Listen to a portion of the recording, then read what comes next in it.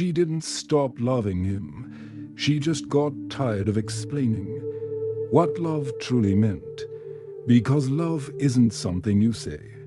It's something you understand. The emotional truth.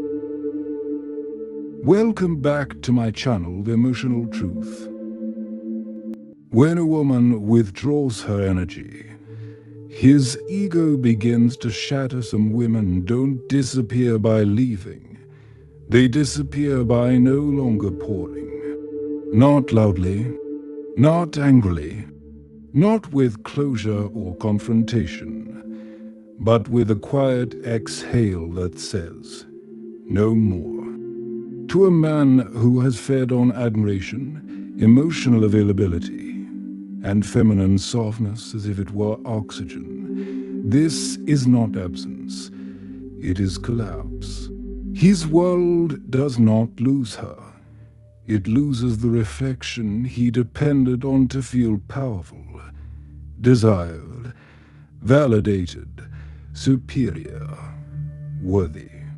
Because a woman does not merely give presence. She gives mirroring. She gives life force. She gives the emotional gravity that orients him toward himself. And when she pulls that current back into her own spine, his ego begins to crack like glass under sudden cold. A woman's withdrawal is not silence. It is revelation. In the beginning, he never notices the cost of her softness. He only notices the convenience of being centered inside her tenderness. Her intuition interprets his moods before he speaks. Her receptivity translates his emotional. A literacy into connection, he mistakes being felt for being known. This is how his unconscious becomes dependent on her energy before he ever realizes she is carrying the emotional labor of the relationship alone.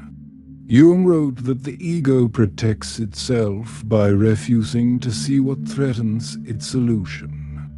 So he does not see the burden she holds, only the oxygen she provides. But the feminine always knows when something sacred is being siphoned. There comes a moment, subtle and irreversible, when her nervous system no longer tolerates being extracted from. Not because she hates him, but because she can no longer abandon herself to keep him intact. That moment is the first fracture. The soul withdrawing long before the body follows. He feels it before he understands it. Her emotional temperature shifts. Her eyes stop leaning forward.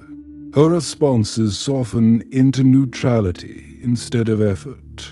A man who was fed unconsciously does not feel loss. He feels instability. The structure of his ego begins to tremble. He senses something slipping out of reach, but he cannot name it. Because what he is losing was never physical. What is disappearing is the mirror, and without the mirror, he is naked to himself.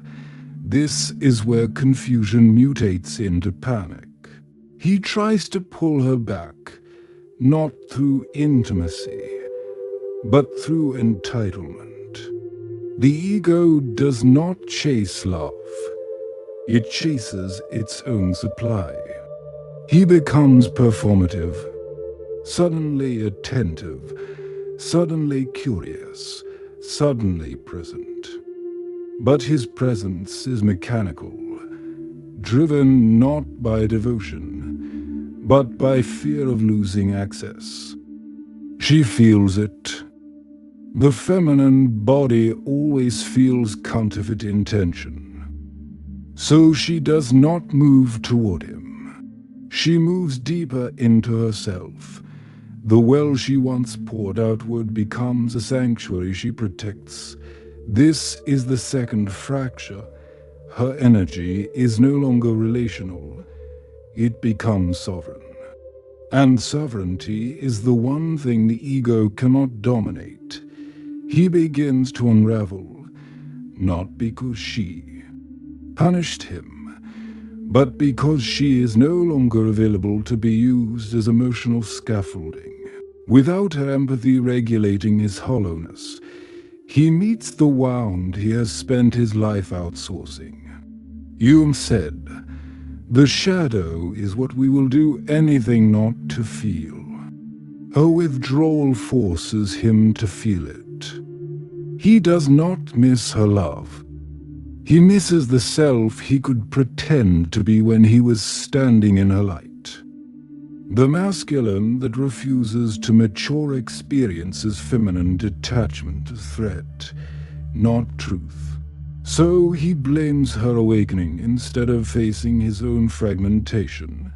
He calls her distant, cold, changed, never realizing she has simply stopped translating his unconscious for him.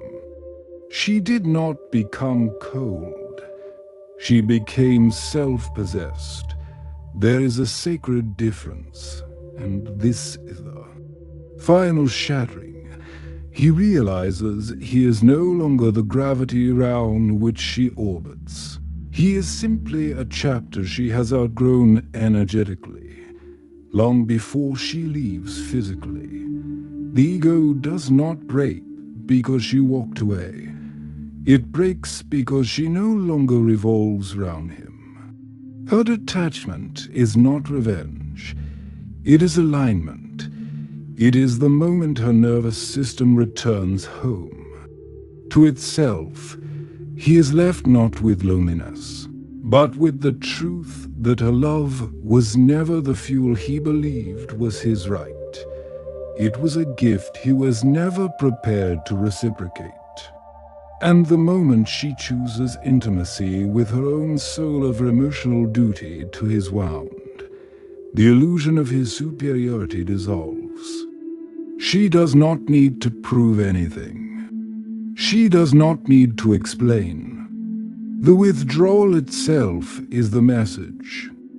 And the message is this: the woman who walks away in silence isn't weak. She simply sees more.